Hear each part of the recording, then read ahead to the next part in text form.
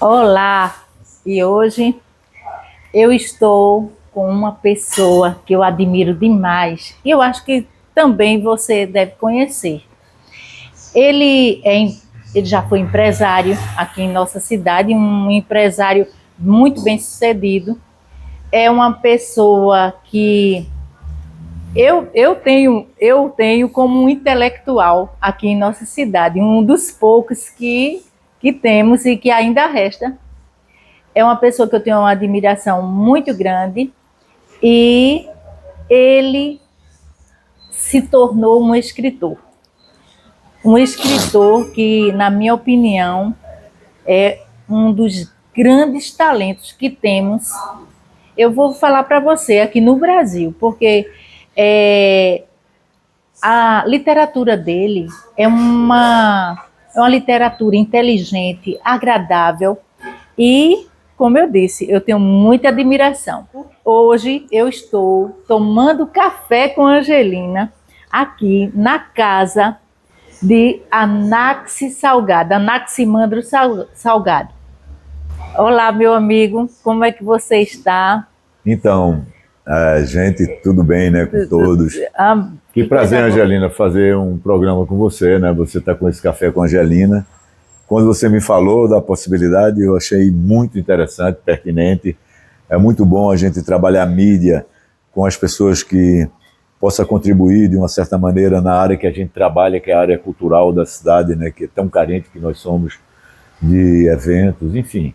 Então é um prazer estar nesse café com a Angelina aqui na minha casa. Na casa de Anaxi. E eu sou quem agradeço você ter aberto as portas para que a gente pudesse hoje fazer esse programa aqui na sua residência e tomando café com a Angelina.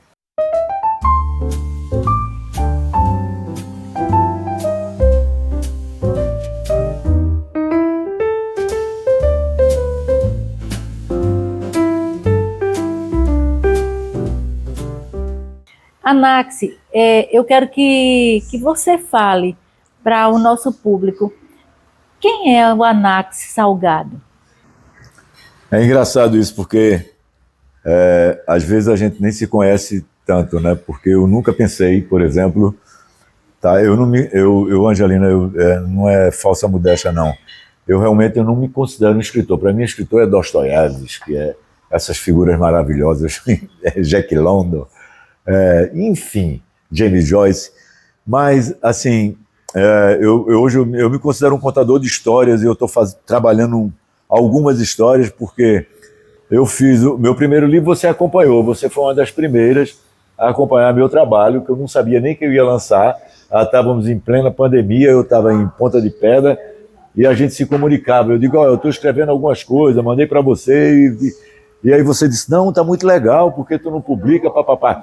Então surgiu um primeiro trabalho que eu fiz, Crônicas Vivas, que foi 2022, foi logo pós pandemia, porque na pandemia é engraçado, assim, é por isso que a gente diz, você me perguntando quem é a Anaxi, muitas vezes a gente não se descobre, porque eu não sabia que eu ia ser escritor, foi a pandemia que me fez descobrir essa coisa de ser um contador de histórias, e eu já estou com, faz tão pouco tempo, mas eu já estou com 2 livros, né?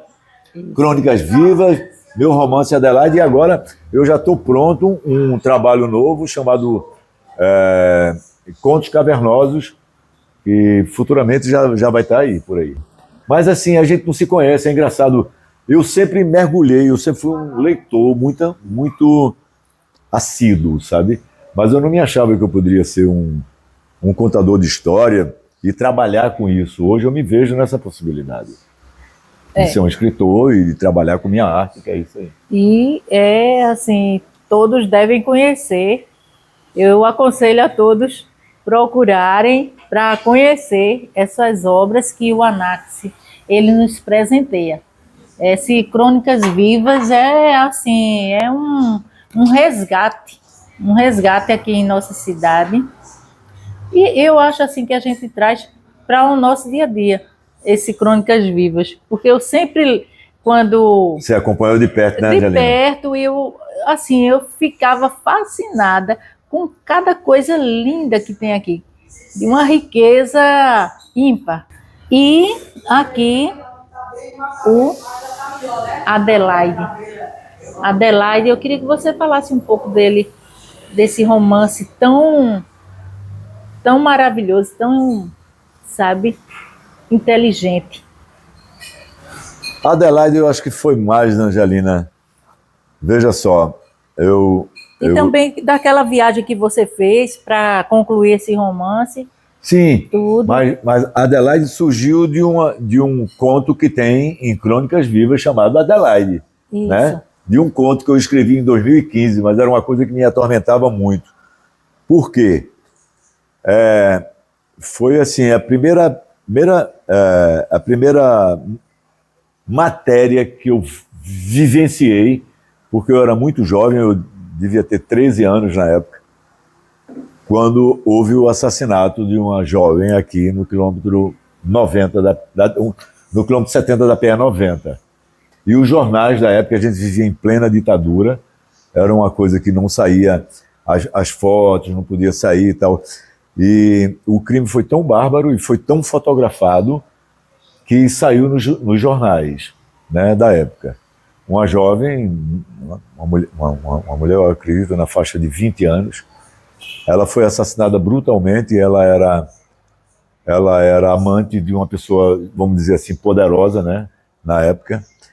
E foi um crime brutal, porque a pessoa que matou ela se viciou antes de matá-la.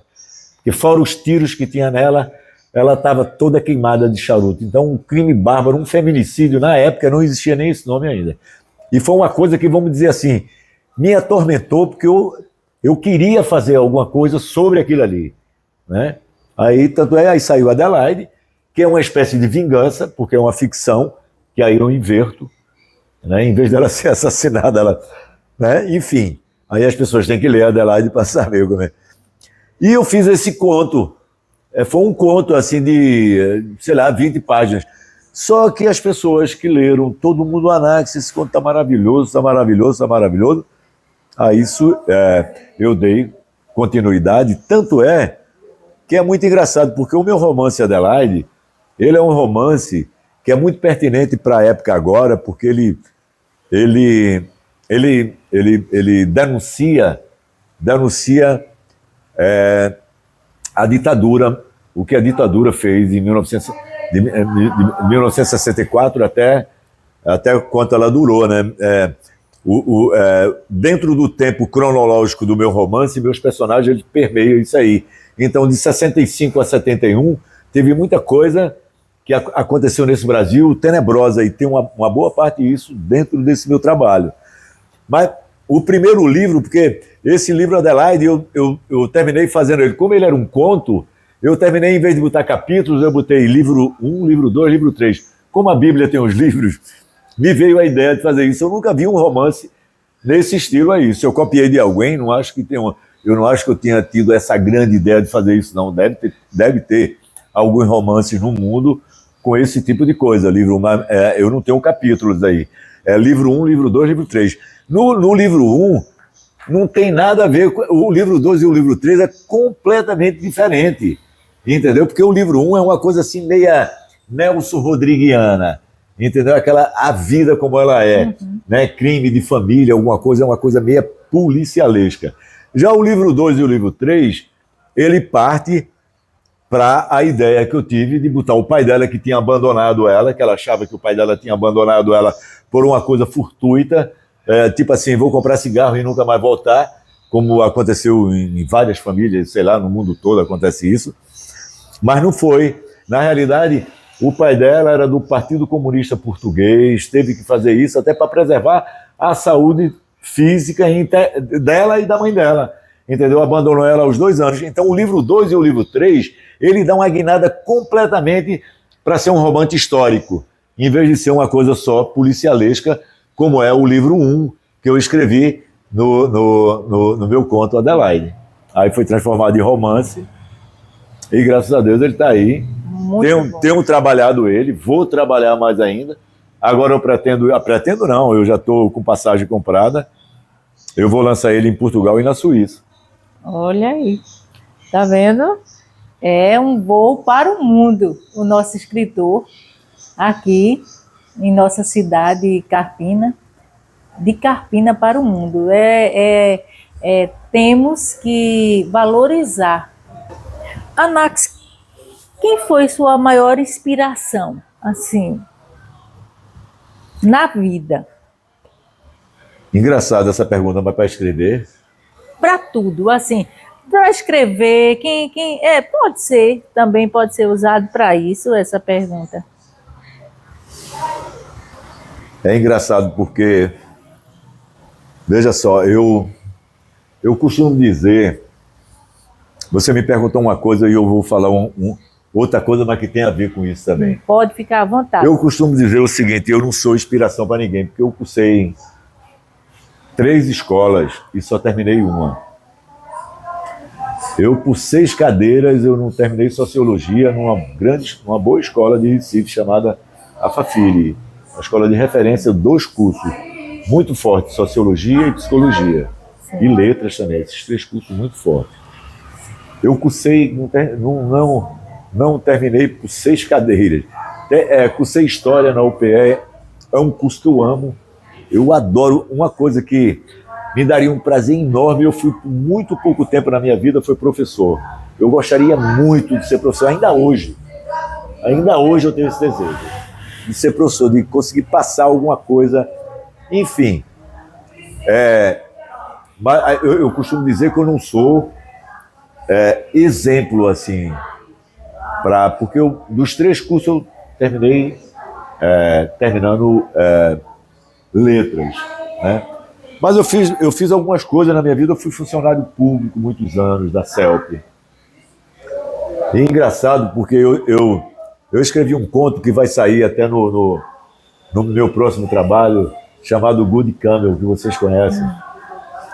Que aquilo ali, eu passei 17 anos trabalhando numa coisa, Angelina, que eu não gostava, mas eu trabalhava porque me dava subsídio de eu morar em Recife, pagar meu apartamento, entendeu? Pagar meu curso de sociologia, que eu estudava na Fafiri. Então eu movimentava com esse meu trabalho, mas eu não gostava de ser funcionário público, e trabalhei 17 anos. Quando eu saí da CELP em 2001, eu fiz essa viagem, que eu escrevi esse conto que está em Contos Cavernosos, que é Good Camel. Foi uma viagem que eu fiz de quase 40 dias, eu fui para a Europa, de lá eu fui para a Terra Santa, de lá, de Israel, eu cruzei o estado de Israel todinho de van, para o Egito, fui para o Egito, enfim. Porque eu passei 17 anos fazendo uma coisa que não gostava. Quando eu peguei o dedo, eu compro terreno, compro não sei o quê. Eu digo, não, eu vou viajar, velho. Eu vou viajar. Porque os exemplos, você está me perguntando os exemplos. Eu posso dar o exemplo do meu pai, que eu acho que foi o homem mais honesto que eu conheci na minha vida. Meu esteio é meu pai. Mas, assim, na literatura, eu amo, assim, dos malditos aos clássicos. Eu gosto de ler tudo, sempre gostei de ler, de gibi, sabe, a folheto, como diz o Matuto. Eu sempre gostei de ler, sempre gostei. A escrita, recentemente eu descobri, foi até um amigo meu que mandou para mim, Carlinhos Melo, nosso amigo, que uma neurocientista descobriu recentemente que quem escreve, se você vê ali minha bagunça, eu tenho uns 10 cadernos ali, começa a deadline num, termino no outro, começa outra coisa no mesmo caderno, eu escrevo à mão. E foi descoberto recentemente que quem escreve à mão trabalha com todos os córtex cerebrais. Nós temos centenas de córtex cerebrais no nosso cérebro. E quem faz isso, possivelmente, não vai ter nem Alzheimer, nem mal de Parkinson. Beleza. Então, essas coisas, eu sempre fui muito... Assim, eu não me acho escritor, eu me acho um contador de história. Entende? Eu tenho várias coisas assim. Na literatura, se for para o Brasil, Machado de Assis. Eu acho que para quem quer escrever, quem quer saber o que é literatura, tem que passar por Monteiro Lobato e Machado de Assis. Isso aí, para mim, sine qua non, né? Tem que ter lido isso aí. para escrever alguma coisa, né? Para escrever, para você colocar para fora, não interessa se você é genial ou não. Esse exercício é mágico. As palavras, elas são mágicas. A gente não está inventando nada, ninguém tem novo para mostrar nada a ninguém. As coisas sempre se repetem. Agora, a criação vai do teu momento, é site, né? Eu acho que é a mesma coisa de fazer uma música. O ator, muitas vezes, ele está muito bem no papel, no outro ele não está tanto, porque é insight. A mente da gente é complexa demais. E nesse insight você tem que escrever. Se escrever, sai alguma coisa. Sai, não tem como não sair. Se ler e trabalhar, sai. Então eu tenho vários, tem os americanos, tem um cara chamado Jack London, que poucas pessoas conhecem, gente. Eu digo que esse cara foi uma metralhadora. Esse homem, ele morreu com 40 anos de idade, gente. Nasceu paupérrimo, era um menino que trabalhou na tecelagem americana nos anos 1800 e alguma coisa, que eram 16 horas de trabalho por dia, uma coisa terrível. Ele saiu de casa com 16 anos, porque a mãe dele era meia louca. Saiu, pegou trem, começou a viajar pelos Estados Unidos de carona de trem, podendo ser morto e tal. Sabe o que ele fazia? Ia para uma cidade assim e dormia nas bibliotecas. Ele lia tudo o que tinha nas bibliotecas. Ele ficava nas bibliotecas. Porque ele entrava na biblioteca e dormia lá. Começava a ler e ficava lá, escondido para dormir, porque ele não tinha onde dormir. Bateu os Estados Unidos todinho. Esse cara, ele morreu já milionário, mas a história dele, ele tem 40 romances, um cara que morreu com 40 anos de idade, tem 40 romances, mais de 300 contos, Jack London tem. Um cara fantástico. Aí tem Hemingway, sei lá, e os russos, né? A gente não pode esquecer Dostoiévski. Tem coisa mais maravilhosa do que Dostoiévski. É atual, você lê Dostoiévski hoje. Eu estava lendo tem umas coisas, velho. Cecília Meirelles, por exemplo. Eu posso pegar um poema que está logo ali de Cecília Meirelles para ler para nós aqui. Claro. Veja que coisa, claro. Veja que coisa atual.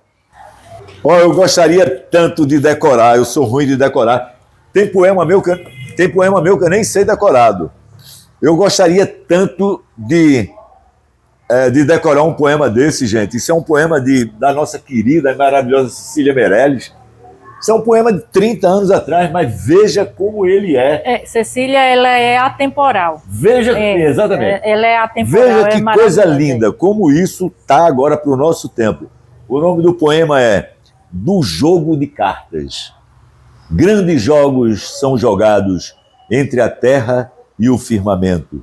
Longas partidas sombrias, por anos, meses e dias, independentes do tempo. Soldados e marinheiros, camponeses e fidalgos, ministros, gente da igreja, não há mais ninguém que esteja fora dos vastos baralhos. Batem as cartas na mesa, na curva mesa da terra, partida sobre partida. Perde-se renome ou vida, mas a perdição é certa.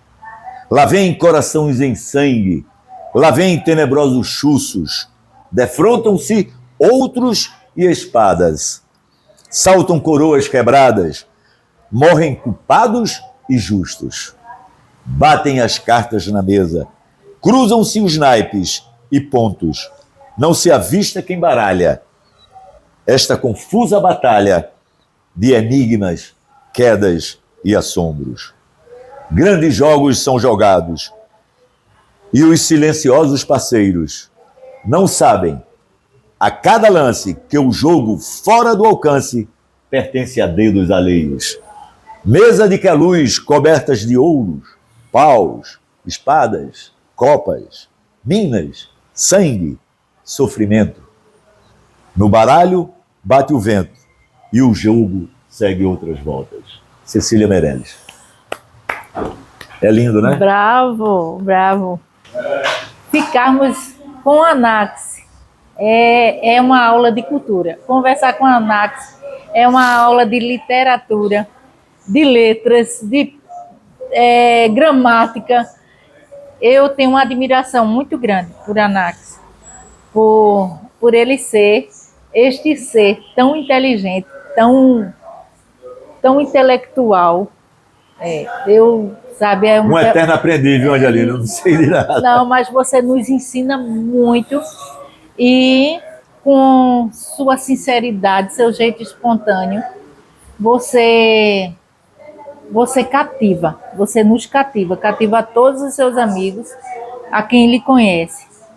A gente só tem, assim, a te admirar cada dia mais. Quais são os seus desafios como escritor? Angelina, eu vou enfrentar um desafio agora. Eu recebi um convite para lançar Adelaide e Além-Mar, né? Porque meu romance, ele começa aqui em Limoeiro, ele passa por Recife, Rio de Janeiro, Lisboa e Nápoles. Eu recebi um convite e já estou com passagem comprada, no dia 20 de agosto, de 20 de agosto a 17 de setembro eu vou estar na Europa. Eu vou lançar Adelaide em Lisboa, em 3 locais em Lisboa, pequenos locais para 40, 30 pessoas, uma biblioteca, um pub e um café. Esses em Lisboa, 3 em Lisboa, certo já. Tem mais um a confirmar, que é um local lindo, que aí um contato meu está tentando fazer essa ponte nesse outro local. E vou lançar também numa cidade chamada, nos Alpes Suíços, Montigny. Vou lançar no lançamento de vinho português. Isso aí eu dei sorte, porque eu já estava, nesse período eu ia estar em Lisboa. Sim. Surgiu a oportunidade, que é uma jornalista, que é amiga de uma sobrinha minha, enfim, surgiu essa oportunidade de me levar e eu estou indo. Então eu vou lançar na Suíça, numa cidade suíça, nos Alpes, e vou lançar em 3 locais em Lisboa, vou lançar na Serra da Estrela, uma cidade chamada Castelo Branco, numa cave, uma cave pequena de vinho, que tem um ambiente de degustação de 40 pessoas, eu vou lançar lá, vai ter um show de um amigo meu, e eu vou lançar a Adelaide lá, e também em Guimarães, em 5 locais, né, em Portugal e um na Suíça. Isso para mim é um grande desafio, né, como carpineiro, porque esse meu trabalho, ele está muito pertinente, porque ele mexe com coisas muito atuais. Pegando a carona do ainda estou aqui, meu trabalho passa por isso, meu trabalho denuncia a ditadura, né, o que foram os anos de chumbo, né, foram anos terríveis que a gente viveu, apesar de ser ficção, mas ele perpassa por esses anos de chumbo. Você pensa no futuro fazer o Adelaide um filme? Angelina, eu confesso a você que há essa expectativa, até porque está surgindo muito agora, tem muitos editais, o governo do presidente Lula está, liberando muita verba para cultura, e assim, eu tenho amigos dessa área, né, e é possível, sim, é possível. Anax, como você vislumbra a nossa cidade natal, Carpina, daqui a 20 anos? Como é que você imagina que ela possa estar? Angelina, falar sobre Carpina é meio complicado, assim, por conta do desmonte que a cidade vem levando. Por mais que a gente tenha uma administração nova, que a gente não sabe o que é que vai acontecer, né, com essa administração nova, o que vai ser preservado, porque Carpina, a meu ver, tem uma coisa interessante que eu vou falar aqui. José Saramago era vivo, ele era o maior poeta quando ele visitou o Brasil, antes de falecer, ele era o maior poeta vivo de língua portuguesa do mundo. Olha que o português é falado em várias partes do país, né? Até na Ásia. Enfim, perguntaram a ele o que é que ele achava de Brasília. E ele falou da cidade. Aí ele disse para mim, Brasília é um centro administrativo. Eu não acho Brasília uma cidade. Cidade é Recife, Salvador, Rio de Janeiro, que tem becos, tem Carpina. Tem uma coisa que, para mim, é atípica. O desmonte que aconteceu em Carpina, o desmonte histórico e arquitetônico e cultural, é típico de Carpina. Eu dou vários exemplos. Vou dar o primeiro aqui. Carpina tinha uma rádio, eu fiz uma crônica chamada Rádio Planalto aí em Crônicas Vivas. Uma rádio é uma concessão. Diferente, meu pai tinha Casa Salgado aqui. Uma pessoa que tivesse muito dinheiro e que achasse que a Casa Salgado era um comércio muito interessante e quisesse, meu pai estivesse vendendo ela, podia comprar e botar ela na lua. Ele levasse para onde quisesse. Mas uma rádio não pode, e até hoje ninguém sabe o que aconteceu com a Rádio Planalto em Carpina. É concessão. Ninguém tem direito de comprar uma concessão, que é concessão pública, é um bem público, comprar e apagar ela da memória. A Rádio Planalto foi comprada por Samir Abuana há 30 anos atrás. Primeira providência que ele teve, eu me lembro, eu estava chegando de Carpina de Fortaleza. Ele levou a antena para Paudalho e o escritório para Recife, para já começar a descaracterizar. E foi entrando numa perna de pinto, e até hoje tem uma briga junto, né? E ninguém nunca conseguiu reaver uma coisa dessa. A cidade perdeu um patrimônio imaterial, gente. Não é uma loja, uma casa comercial, não. É uma rádio, uma concessão, que era uma rádio maravilhosa, que passou por aqui, eu não vou citar, Hidalbrando Marques, Paulo Marques, Lelima Santiago, sabe, eu vou até esquecer aqui, mas eu vou dizer um nome. Cléo Nicés aprendeu rádio aqui na Rádio Planalto de Carpina. Sabe o que Cléo Nicés tornou-se nos anos 90 diretor da Rede Globo Nordeste. Aprendeu rádio aqui em Carpina, na Rádio Planalto. Essa rádio, uma concessão. Isso tem que ser dito, gente. Não pode. Como pode acontecer isso? Vou dar outro exemplo. Clube Leandores. Hoje é o quê? Casas Bahia. Tenho nada contra o empresário que comprou, nada. Mas como é que um clube social, de uma hora para outra, gente, vira um comércio? Isso acontece em Paudalho, Limoeiro, Nazaré, não acontece. Isso é atípico, Carpina. Aí você me pergunta, como eu vou vislumbrar daqui a 20 anos? Carpina é uma cidade que cresce numa velocidade espantosa, porque não precisa nem de gestor. A própria cidade faz com que a cidade seja um burburinho de comércio, que ela cresce vertiginosamente. Ela é esse pum que é hoje, Carpina. Eu, infelizmente, na minha área, onde eu trabalho, Carpina é uma cidade que mal tem um cinema, tem hoje que a gente tem um shopping, entendeu? Carpina tinha três cinemas quando eu era menino aqui, né? Eu vejo as coisas se acabando. Eu vejo as tradições e as culturas da minha cidade se acabando. Esse detalhe que José Saramago falou de Brasília acontece em Carpina. Carpina parece uma cidade departamental. As avenidas são todas cortadas. Carpina não tem beco, não tem esquinas, sabe? Não é uma cidade onde não tem todo. A gente tem aqui o prédio, como é que vende carne ali, o mercado público. A gente tem a Casa dos Freirinhos, a gente tem o Colégio Santa Cruz. O que é que a gente tem mais hoje? Aquela casa lá, vizinho à prefeitura de Carpina, o que é que a gente tem mais hoje de preservado? Nada.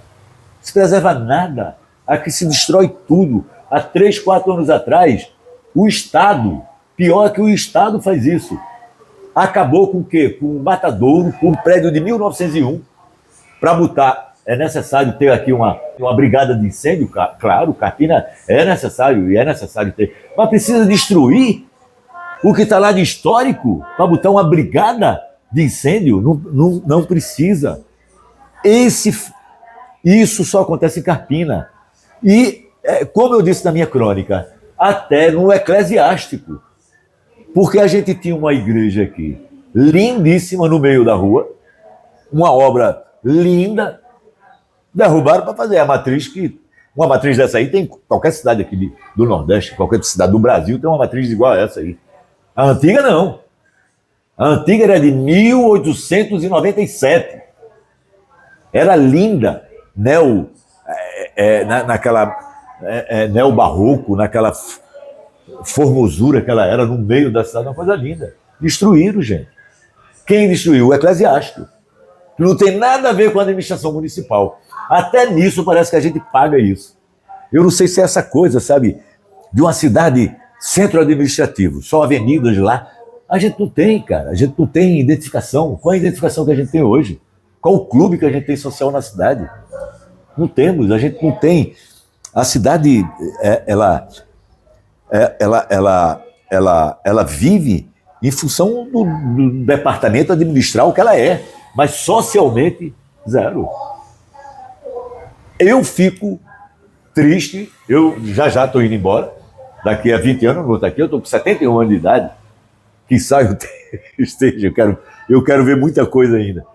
Mas, enfim, eu vejo com uma preocupação imensa, porque a gente não cuida da nossa memória, não cuida das nossas árvores. Você trabalha numa instituição, você tem uma instituição como o Reflorestando Carpina, você vê o que é o problema das árvores de Carpina. A pessoa compra um prédio, que é como uma casa dos meus pais que compraram, as árvores eram tombadas e o cara derrubou na calada da noite, de um sábado para domingo.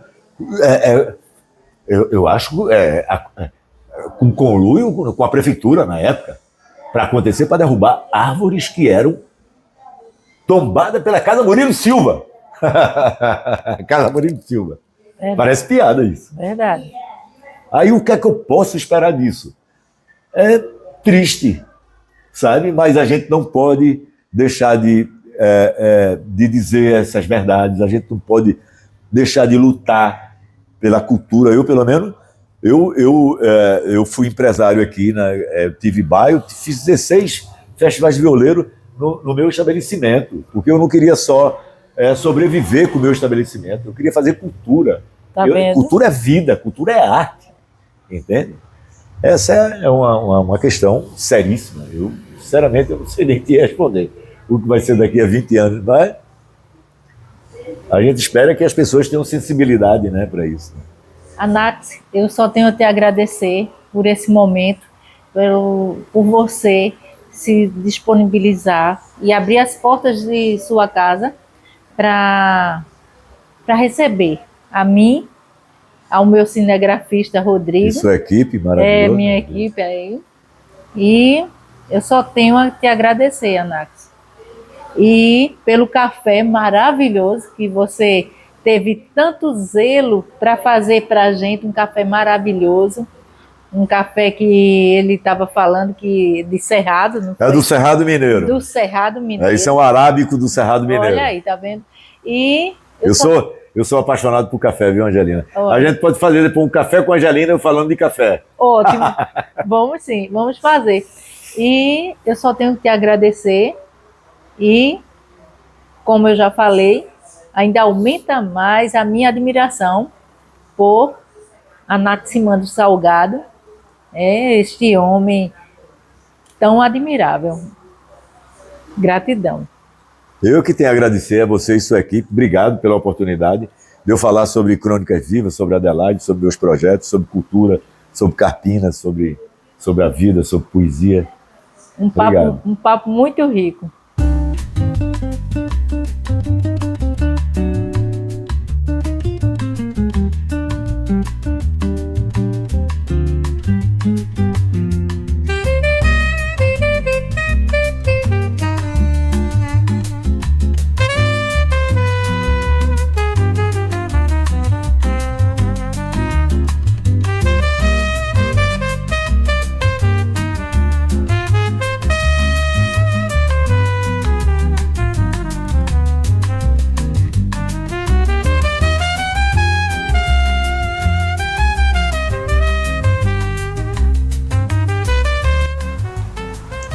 Mas tá muito gostoso esse pão. Saúde. Saúde. Cafezinho, isso é um arábico. Muito bom. Cerrado Mineiro. Saúde. Café com Angelina, saúde. Uhum.